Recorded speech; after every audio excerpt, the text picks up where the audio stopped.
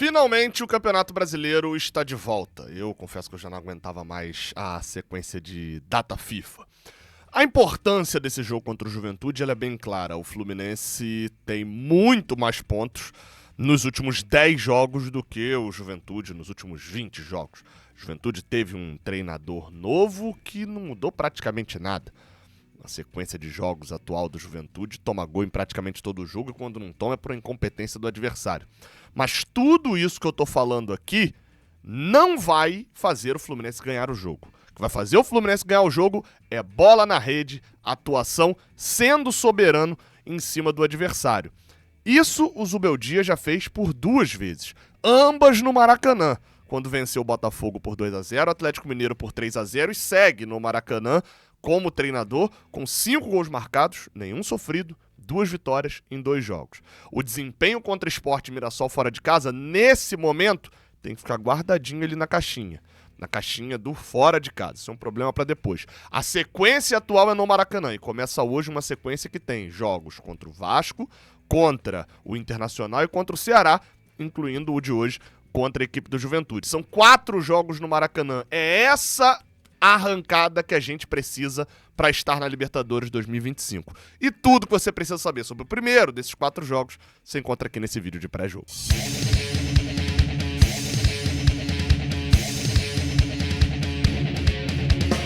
Seja bem-vindo, você guerreiro de todo o Brasil e de todo mundo. Aqui é o canal Raiz Tricolor, eu sou o Gabriel Amaral, eu sou jornalista e sou tricolor. Deixa um like aqui embaixo, se inscreva aqui no Raiz Tricolor e vamos embora pra gente poder falar de Fluminense. Jogo de hoje, às 9h30 da noite desta quinta-feira, terá transmissão exclusiva do Amazon Prime, né, o Prime Video. Tá? Mas se você quiser acompanhar uma narração sem qualquer delay e uma narração tricolor, você acompanha com a gente aqui mesmo no Raiz Tricolor, tá? Trazendo todas as informações direto do Maracanã a partir de 7h30 da noite do nosso projeto Jornada KTO 1902. Então, não esquece de se inscrever aqui e ativar o sininho para você poder acompanhar a nossa transmissão. Eu estou no pré-jogo, estou na transmissão, na narração da partida também, hoje direto do Maracanã. E a gente fala aqui também as informações básicas do jogo. Como eu falei, o jogo é às 9h30 da noite, transmissão no Prime Video, com a arbitragem de Matheus Delgado Candansan. Ele vai estar no VAR, tá? É um árbitro problemático, tanto para o Juventude quanto para o Fluminense. Mas falando do árbitro de campo, será o Jefferson Ferreira de Moraes, lá de Goiânia. Árbitro jovem, 38 anos apenas, apitou só 3 jogos do Campeonato Brasileiro desse ano, um Cruzeiro Esporte, apitou um jogo do Fluminense e um jogo do Juventude, o Juventude 2-0 no Esporte, e ele apitou nesse Brasileirão aquele Bahia e Fluminense o 3-3, que a gente está com um time completamente reserva lá na Fonte Nova. Foi uma arbitragem bem merda, assim, eu lembro que a torcida do Bahia estava revoltada com ele, a torcida do Fluminense também, um árbitro extremamente confuso, problemática a arbitragem dele. E ele foi o árbitro lá em 2022, curiosidade falando de Juventude e Fluminense, tá? Que era o árbitro do jogo naquele Juventude e Fluminense em 2022, com toda aquela chuva, aquele aguaceiro, a irrigação supostamente desligada, né? E aquele aguaceiro, aquele polo aquático que autorizou aquele jogo em 2022 e o Fluminense perdeu por 1-0. Então, enfim, né? Árbitro e VAR têm seus históricos e são um problema. Mas vamos...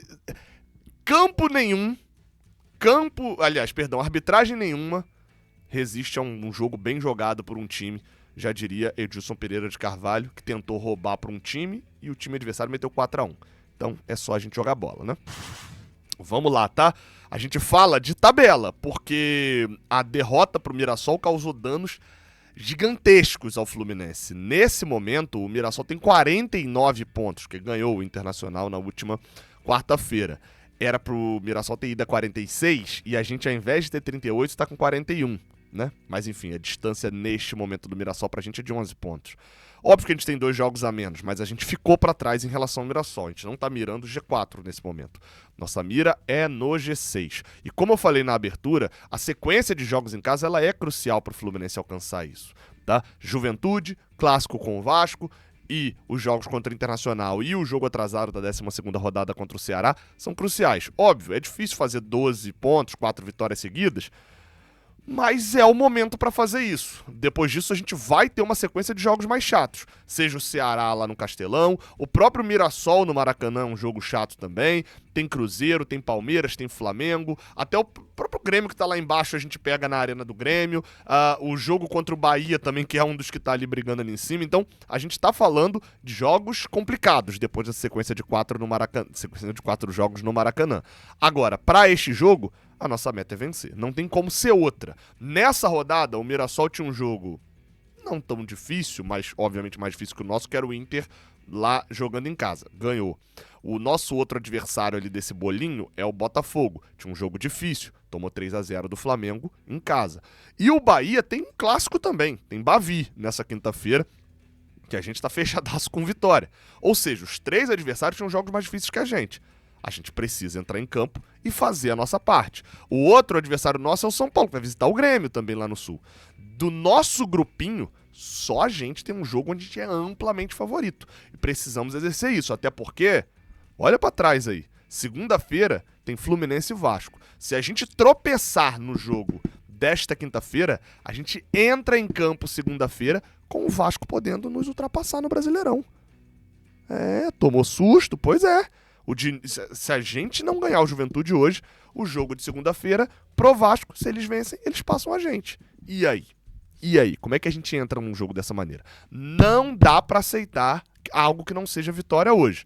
Tá? A sequência do Juventude é patética. O Juventude, nas últimas 10 rodadas do Campeonato Brasileiro, só fez 9 pontos. E a gente tá falando de um Fluminense que fez 15, mesmo com tropeço contra o Sport, tropeço contra o Mirassol. A gente tá falando de um time que no retorno é o lanterna, vice-lanterna da competição, porque o Atlético Mineiro o Atlético Mineiro empatou agora, né? Então no retorno o Atlético Mineiro já foi para 6 pontos. Mas enfim, o Juventude tem campanha de praticamente lanterna. É um time que, com o Thiago Carpini, parecia, né, no início ali, que ia deslanchar alguma coisa, mas nos últimos 6 jogos, perdeu 4, tomando 2-0, 2-0, 2-1 e 4-1. E só conseguiu empatar 2, porque a mira do Atlético Mineiro é horrorosa. Os caras finalizaram 13 vezes e acertaram um gol uma vez só. Então, assim, pelo amor de Deus, a gente precisa vencer esse jogo. Essa vitória é estritamente necessária. Para isso, o meu dia vem com mudanças. Vamos para a parte aqui do Bola e Campo, onde a gente mostra a escalação provável para o jogo desta quinta-feira. O time do Juventude vem a campo com o treinador Thiago Carpini escalando da seguinte maneira. Vem com o seguinte time. O goleiro Jandrei, foi bem mal no jogo passado, inclusive. Reginaldo na lateral direita, não é aquele Reginaldo ex-Fluminense, tá? Ele era zagueiro, inclusive. O Cipriano tá? A zaga com Cipriano, esse Cipriano é aquele ex-zagueiro do Fluminense da Revelada em Xerém. A zaga completa tem o Cipriano e o Abner. Na lateral esquerda, uma dúvida, ou o Alan Ruschel, você conhece, e é inexplicável o Alan Ruschel ser um negócio de doido, né? Você para pensar que o cara tava há 10 anos atrás, 9 anos agora que vai completar, atrás estava no acidente da Chapecoense, pois esse cara caiu de um avião e ele tá jogando aí há 9 anos. Enfim, os milagres da vida, né? Ou ele ou o Marcelo Hermes, lateral esquerdo muito ofensivo, em vários momentos foi meia no Criciúma ano passado. Ou seja, pra gente, eu vou falar já que seria muito interessante ter o Marcelo Hermes por ali. Bem, no meio de campo, o mesmo trio de volantes que jogava lá atrás com o Tencati, que foi titular contra a gente no primeiro turno, tá? Mandaca, Kaique e Jadson. Kaique mais como 5, Mandaca e Jadson saindo um pouquinho mais. Com o Nenê de camisa 10, titularíssimo Nenê, 40 e todos anos e tá lá ainda sendo relevante. E aí no ataque, Enio e Gabriel Talhari ou Gilberto, né? Tem essa dúvida aí também, mas deve jogar o Gabriel Talhari. O time do Juventude, como eu falei, muito frágil, tem uma dificuldade tremenda para poder fazer gols, não é um time muito confiável. O próprio time do Juventude no campeonato, vocês terem noção, jogaram 27 jogos, fizeram 22 gols. O único time que fez menos gols do que o Juventude no campeonato foi o Sport, tá? Que fez 21 e é o Lanterna 6 pontos atrás. Só para vocês terem noção. Agora, na defesa, nenhum time tomou mais gols do que o Juventude, 52. Então a gente tá falando do segundo pior ataque e da pior defesa do campeonato. E nos últimos jogos mostra isso. Eu tô querendo deixar claro aqui que, apesar disso tudo, o Juventude conseguiu pontuar recentemente, venceu, por exemplo, o Ceará no Castelão, mas essa vitória já faz 47 dias, para ser mais exato. O time do Juventude é uma vitória. Eu vou falar essa frase aqui, tá? O Fluminense pode perder pro Juventude. Vou ler a escalação do Fluminense já. O Fluminense pode perder pro Juventude. O Fluminense pode tomar 3-0 pro Juventude. O Fluminense pode tomar um empate no finalzinho. Pode acontecer qualquer coisa nesse jogo, porque o futebol é maravilhoso por causa disso. Dito isso, o Juventude, no Maracanã, é o adversário mais fraco, ou pelo menos mais com uma vitória mais fácil pro Fluminense antes da bola rolar, desde que o Fluminense enfrentou, desde o jogo entre Fluminense e... Cara, eu acho que o América de Cali era mais difícil, então eu vou desde Fluminense e União Espanhola, que eu acho que o Juventude é melhor do que a União Espanhola, lá atrás. No Maracanã, é desde a União Espanhola, 14 de maio. Tá? É o time mais fácil. Aí você fala, Gabriel, mas e o jogo contra o Sport agora? Pô, exato. O Juventude neste momento, é mais fraco do que o Sport. Porque esse Sport que tá aí tá pontuando nos últimos 14 jogos, só teve 4 derrotas. Ou seja, em 10 jogos o Sport não perdeu. Era pra gente ter ganhado? Era. Foram 2 pontos jogados no lixo. Qualquer ponto que a gente perca pra esse Juventude vai ser ponto jogado no lixo também. Porque o time vem jogando muito mal. E aí, detalhe, ainda tá tendo um vestiário meio complicado, que ainda tem um Thiago Carpini que é do meio da escola Renato Gaúcho, né? Eu ganho, nós empatamos, eles perdem. Vamos lá, escalação do Fluminense de Luiz Subeldia tem mudanças. Fábio no gol, Samuel Xavier, Thiago Silva, Freitas e René, Martinelli e Hércules Lima. Na ponta direita, a dúvida em relação a Kevin Serna e Riquelme, tá? E porque o Kevin Serna precisa chegar bem de Nova York, já chegou ao Fluminense, amanhã vai ter aquele exame ali inicial, aquela conversa para saber se pode jogar ou não. Se ele não jogar, quem treinou foi o Riquelme, não foi o Soteldo, ou seja, parabéns o meu dia, pelo menos de início ganha aí no nosso aplauso, e o Canóbio. Aí o Canóbio, se o Riquelme jogar, eu imagino que o Canóbio seja deslocado pro lado direito, pro lado esquerdo, que não é muito a que ele faz, né? E aí o Riquelme venha pro lado direito justamente pra jogar, e aí onde eu falei, ou no mano a mano com o Alan Rusch ou com o Marcelo Hermes, que não marca tão bem, ou utilizando o espaço nas costas da zaga. Aí é onde os 3 volantes do Thiago Carpini vão ter que trabalhar. Ou o Jadson, que às vezes joga pelo lado direito também, ou o Kaique, caindo por aqui também. Onde o Fluminense pode ganhar o jogo, tá? Existe uma dúvida ali na centroavança, porque um treinou na quarta-feira, o outro vem sendo titular entre John Kennedy e Germancano. Eu acho que este estilo de jogo do Juventude, após o Juventude, eu acho que é mais jogo pro Germancano. Só que, ainda assim, o John Kennedy tem a sua melhor chance no Campeonato Brasileiro, ou a sua melhor chance no ano no Fluminense para poder se dar bem. A zaga do Juventude não é uma boa zaga, os números mostram isso. O goleiro do Juventude não é um bom goleiro. A marcação do Juventude ela é praticamente inteira baseada nos seus 3 volantes, no Kaique, no Jadson e no Mandaca. São eles que conseguem reter o mínimo de gols, não estão retendo tanto que o Juventude tomou 52 gols em 27 jogos, é praticamente 2 gols por jogo. Então não tá funcionando tanto assim, mas são eles que balizam. E aí, por que eu falei que eu acho o Germancano mais interessante? Porque o Germancano se posiciona muito bem, o jogo dele é muito baseado no posicionamento e na finalização, por isso que ele faz tanto gol com um toque só. Então eu acho mais positivo para esse jogo. Mas o John Kennedy também pode funcionar bastante, principalmente jogando, às vezes, saindo de trás desses 3 volantes, né, e vindo à frente para poder tabelar e achar espaços, porque a zaga de fato é muito fraca. Escalação provável do Fluminense tem Fábio, Samuel Xavier, Thiago Silva, Freitas e René, Martinelli, Hércules e Lima. Vai fazer falta o Lúcio Acosta no jogo? Vai fazer falta, tá?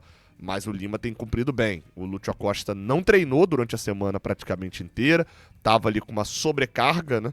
E aí, enfim, aparentemente não vai pro jogo, não é a expectativa, dado que ele não treinou a semana inteira, é que ele não vai pro jogo e o Lima assuma a titularidade. Que dê tudo certo pro Lima, cara, a gente precisa de um Lima bem nesse ano, né? E aí o ataque, como eu falei, Kevin Serna, Riquelme, Canóbio, John Kennedy ou Cano, né? Vamos ver se o Serna volta também bem, né? Se tiver condições de jogar. Mas enfim, essa é a parte tática de Fluminense e Juventude. Mais uma vez, tenho tentado analisar um pouco mais aqui no pré-jogo, né? Os nossos adversários, trazer alguns detalhes sobre os jogadores adversários, alguma coisa que a gente pode se utilizar, como pode sair gols. Enfim, então vamos ver se vai Se vai rolar dessa vez, em alguns casos eu acertei. Infelizmente acertei muito no jogo do Lanús, né? Ali, e no do Atlético Mineiro, aí felizmente também acabei acertando. Olha só, a minha aposta na KTO nesse jogo, ela vai inclusive nessa linha aí, tá? Olha só, botei o seguinte, como a KTO tem um negócio chamado chance extra, não sei se você tá ligado. Você se cadastra na KTO usando o link que tá aqui na descrição, vem aqui na aba promoções, que você aperta aqui, e vem na aba promoções. Ih, cadê? Perdi aqui, ó. Promoções. Vem na aba promoções, chance extra e bota aqui, ó. Vai estar aceito, né? Aí eu já apertei no aceito, então veio pro aposte agora. E aí, a partir do momento que você fizer isso, você marca 3 itens ali do Campeonato Brasileiro e que deu uma odd acima de 3. A minha odd aqui, por exemplo, tá dando 4,16. Aperta em meu bônus, depois usa aqui chance extra. O que acontece isso? Se a tua aposta não bater, tem um limite de R$10 nessa aposta, então justamente para você jogar pouquinho mesmo. Se a tua aposta não bater, eles te dão o direito de apostar de novo, esses R$10. Fica atento só porque o dinheiro não volta para tua conta diretamente, tá? Fica ativado uma possibilidade, na hora que você marca a aposta, vai lá e abre aqui também nesse mesmo lugarzinho aqui dos seus bônus e vai ter ali o direito de você fazer uma aposta grátis de R$10, tá? E aí eu fui em quê? Uma finalização no gol do Canóbio. O Canóbio tem que acertar o gol. O Juventude é um time que permite muitas finalizações, e aí eu fui no certo, né? Tem 2 atacantes que eu não sei se vão jogar, então fui no certo, que era o Canóbio. E aí fui nos outros jogos. Um golzinho do Vitória, não? Pra ofender ali o Bahia. O jogo tá disputado, então vamos lá. O Rogério Ceni não marca tão bem. Um golzinho do Vitória. E no Grêmio e São Paulo, jogo nesta quinta-feira também, eu botei que um dos 2 times não vai fazer gol. É o famoso ambos não marcam, tá? São 2 times, é o Mano Menezes em campo. Pode ser que dê bom. No Fluminense, nesse caso, aquele famoso achadinho aqui que tem, mas que tem um risco, né, considerável, é que o Germancano não finalizando 2 vezes, aí esse ele não precisa nem acertar o gol, tá? E aí por que eu falei? Pode vir com 4,40 aqui. Por que eu falei isso daqui? Esse daqui é um bom para você botar na tua chance extra ali na tua sequência. Porque o Germancano pode ser banco, e no caso do John Kennedy, ou se você acha que, por exemplo, o Germancano vai ser titular e o John Kennedy vai ser banco, aí você teria que caçar aqui o John Kennedy. Não acho muito provável, porque eles estão achando que de fato vai ser titular o John Kennedy. Mas caso o Germancano seja banco, o Germancano vai entrar no segundo tempo, pode ser que não finalize 2 vezes. Então, fazer uma apostinha aqui de um valor que, né, não vai te atrapalhar em nada, pode ser que seja interessante, mas você pode ser que perca também, que o Germancano chute mais de 2 vezes, né? E aí você perde a aposta. Por isso que é sempre importante lembrar, para você só apostar aquilo que você pode perder. Esses R$10 não vão fazer falta, então é por isso que eu vou. Usa o link aqui na descrição e se cadastra lá. Pode ser muito interessante essa aposta, caso o Germancano seja banco, tá? Ele entrar, não vai ter tempo para finalizar 2 vezes. E lembrando que essas não precisam ser no gol, tá? É só finalização. Então é isso, tá? Não se esquece de deixar o like aqui embaixo, se inscrever aqui no canal e de passar para ver a nossa transmissão. Tamo junto, até a próxima. Valeu!